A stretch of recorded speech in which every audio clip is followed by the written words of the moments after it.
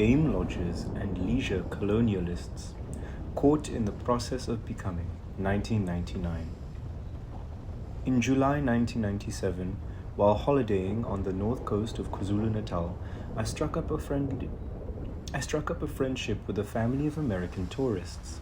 As we exchanged experiences of life in a game lodge, one of my new friends commented, "Now I understand what it meant to be a colonialist."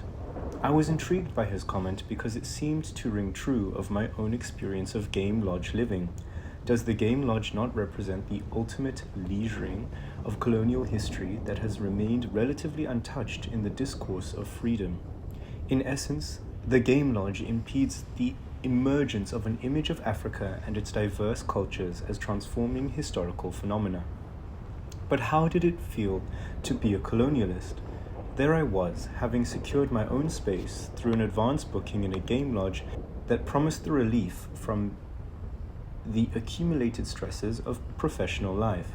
It promised isolation, unobtrusive personalized care, campfire camaraderie, and pre-dinner drinks with a small number of fellow guests in the evenings, a dinner presided over by the managers, and the late night or early morning game drives. Much of the lodge was built on stilts so that it would be environmentally friendly. This, I thought, was a slight departure from the visual style, where you felt that you were entering a precious, cleared space in the middle of a frightening, threatening forest. To make up for the loss of that sensation, this particular lodge, raised up on its wooden posts, allowed you to enjoy the illusion of being lifted protectively above all the creeping things of the earth. But wouldn't those things still come creeping up the stilts? Soon I learned to put this niggling anxiety aside and got down to enjoying myself. There are some interesting features common to game lodges. There is the clearing in the middle of the bush, signifying civilization. This clearing will have neat green lawns, which contrast with the dense, chaotic bush just beyond their trimmed edges. That clean-cut edge is crucial. It indicates the perimeter of civilization. In the precious clearing, you unexpectedly, yet gratefully find all the modern conveniences. Although they were promised in the promotional brochure, it is most reassuring to confirm the presence of comfortable, elegantly decorated bedrooms, each with its own bathroom containing toilet, shower, and bathtub, and hot and cold water. The towels and toilet paper, the rugs, the bedside reading lamps never fail to convey a sense of hospitality, warmly offered far from home. Thank God there is no television set. Its pervasive absence enhances the general silence. This occurs especially at night when you finally look out the door and turn off the light to sleep, vaguely grateful that there is a key. The pleasure of the game lodge lies in its ability to provide personal conveniences and luxuries far from home. These conveniences are an essential link to the home base. Signifying the success of conquest, they are the concrete manifestation of the movement of the dominant culture across time and space, and its ability to replicate itself far away. Of course, in the case of the contemporary game lodge, the violent, bitter history of conquest is long over. So you visit the lodge, the secured place in the bush, not to administer the threatening wilderness that presses it on all sides, but to participate in the continuing enjoyment of the fruits of conquest. There is nothing out there to subdue and control.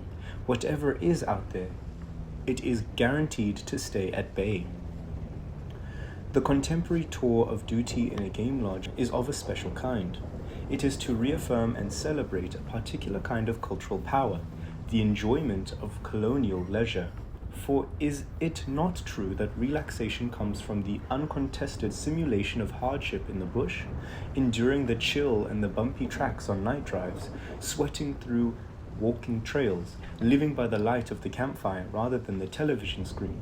The sense of stimulation is enhanced by the ease with which escape is possible. In case of trouble, the telephone at the bedside is within arm's reach. Keeping the hand away from the phone is the measure of the leisure colonialists' discipline and determination to be isolated successfully. After all, you could simply drive away.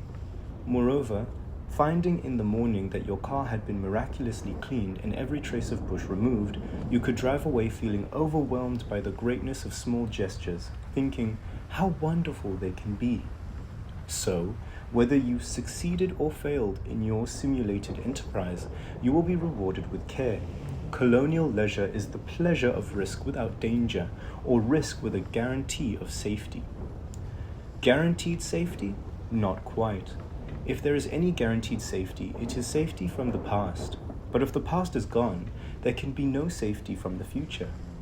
The thought occurs to me that the Game Lodge has become a leisure sanctuary where moneyed white South Africans can take refuge in the stress of living in a black-run country. Once, the Game Lodge was an extension of their power. Now it is a place where those who have lost power go to regain a sense of possession.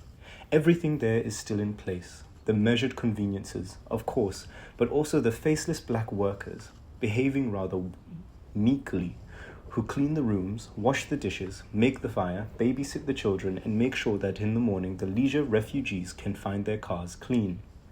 Living somewhere out there, beyond the neatly clipped frontier, the black workers come into the clearing to serve, and then they disappear again.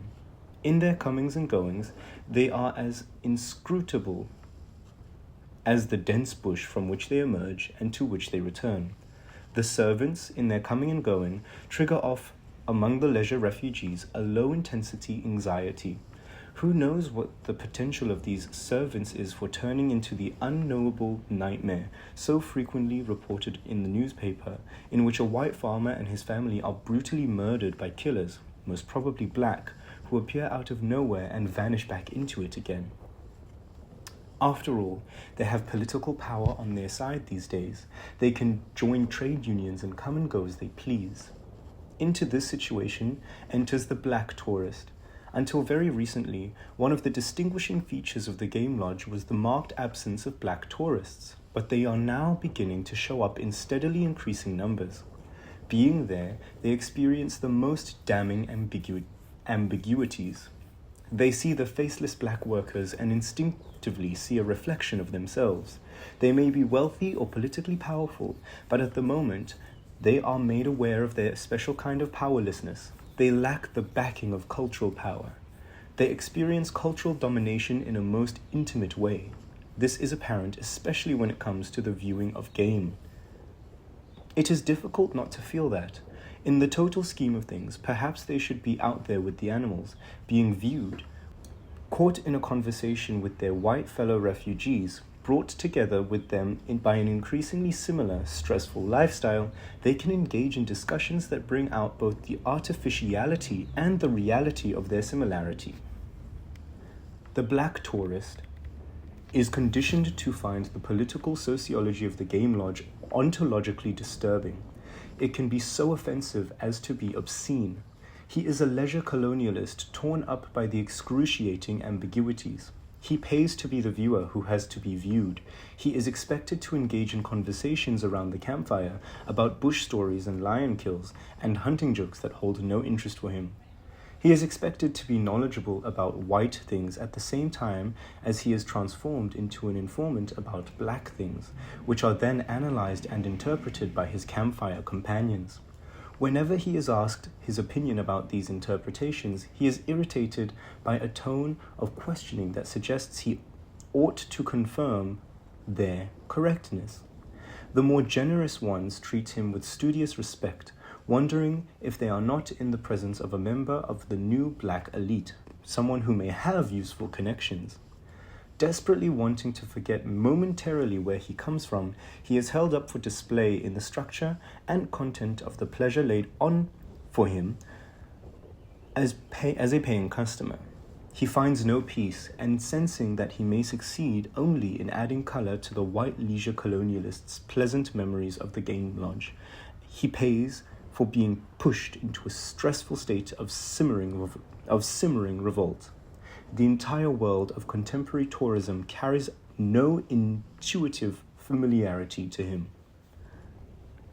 But this travail does not end there. The relationship between the black leisure colonialist and the black worker at the Game Lodge is full of pitfalls. For a moment, the black worker is not sure how he should respond to the black leisure colonialist who is caught up in the structure of white things. Should he enter into a conspiracy of familiarity, or should he play the game in which one of his kind is treated as if he were in fact the other? If he chooses this last course, he puts the black leisure colonialist in a terribly invidious position. For the black leisure colonialist, it is difficult to distinguish between being treated like a pampered guest or like a black guest who is doing white things. The comfortable status of the privileged guest is possible only where there is a shared culture of leisure between the worker and the tourist, a culture that flourishes and finds legitimacy within a hegemonic political, social, and economic dispensation. On the other hand, if the black worker enters into a conspiracy of familiarity with the black leisure colonialist, familiarity may breed contempt. Given that the black worker may regard the black leisure colonialist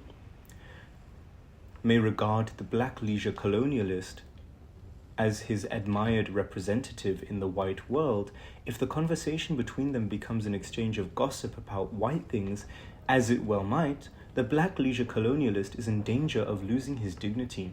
How can he, from his position of power, complain with the powerless about the powerful? This ludicrous position clearly confirms him as a caricature. Surely this conspiracy is impotent. After that, the professionalism that the black leisure colonialist, as a paying customer in search of peace and relaxation, expects from the black worker is compromised. Having been exposed as lacking an integral identity, the guest is left with a terrible choice, either to treat the workers with masterful aloofness or to engage them in harmless pleasantries. Either way, he gets to keep his dignity, but he keeps it at the cost of avoidance and self-deception. Both the structure and the content of leisure offer no escape. But there is a possible escape route. It is to engage the white leisure colonialist and the owners of the game lodge in a cultural contest, in which the cultural history of the game lodge is deconstructed and a new structure of the content of leisure are brought into being as expressions of a new society. The liberation of leisure is an essential aspect of the new experience of freedom. To begin that liberation, we need to pose some questions. How can the game lodge evolve forms of leisure that are rooted in contemporary South African experience, catering for a new leisure clientele and guaranteeing profitability? How can the game lodge participate in the general liberation of leisure? How can the game lodge become more than an antiquated colonial outpost routinely, yet probably unintentionally, tolerated by black governments? A new black government will surely be concerned about being seen to guarantee the survival of negative, outmoded anthropologies by allowing culturally entrenched forms of white privilege to continue to exist unchallenged. This leads me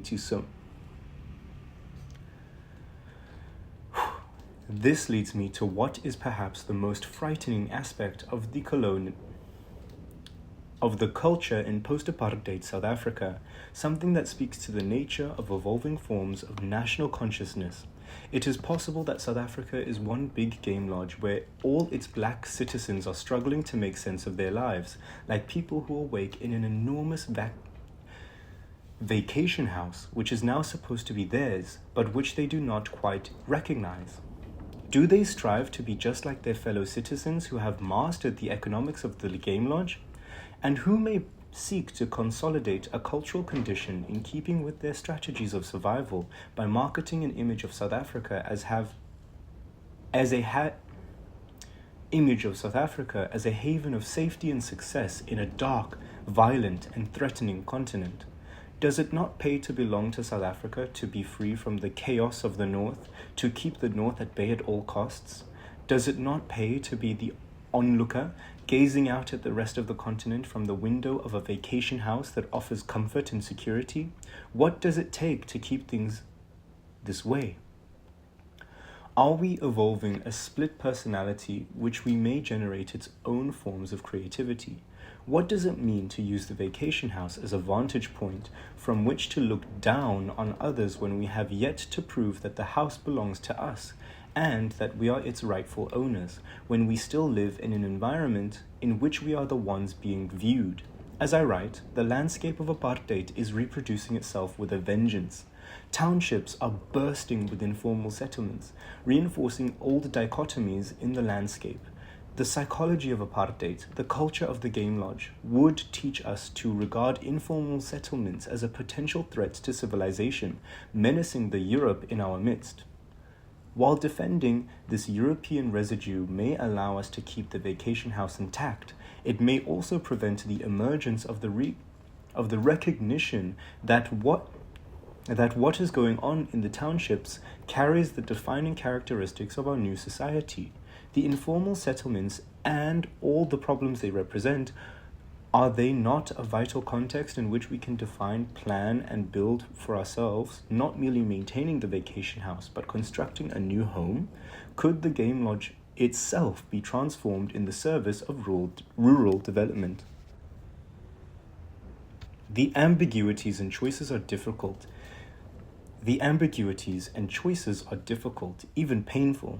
Now we want to throw off the psychological burden of our painful past. Now we want to hold on to it. We know that death may be a very real consequence of throwing off the burden altogether in one big heave.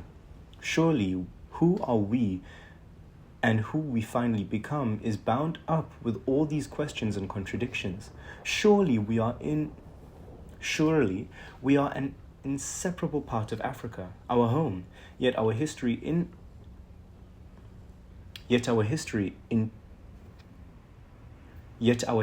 intricately binds us to the rest of the world, and such ties cannot be broken without a serious threat to our survival. And again, we are very much ourselves. We have many dimensions to exercise, and yet much has been achieved that we can build on. We remain complex, and we have a responsibility to confront that fact. Our survival will depend on our ability to develop successful skills in carving coherent and sustainable meanings out of this definitive field of complexity. And so, as we leave the game lodge, we notice the electrified fence that surrounds the whole reserve. We remember the electrified fences on our northern borders. The fence reminds us that the game lodge, that inner core of clear space, is not carved out for an unbroken wilderness, but out of another contained space, sealed off from the country at large.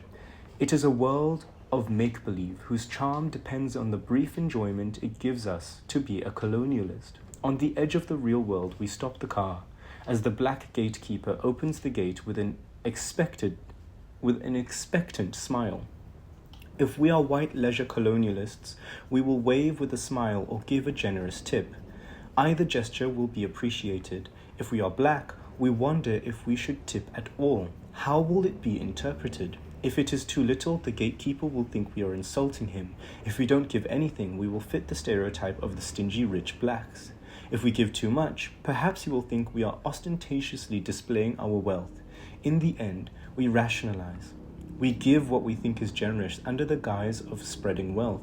It seems to be appreciated. Then we drive away, a bundle of mixed emotions and troubled thoughts. How is it that a simple quest for peace and restoration turned into an unexpectedly painful journey into the self? We think there is no peace for those caught in the process of becoming. This essay appears in Njabulo S Ndebele. Fine Lines from the Box, Further Thoughts About Our Country.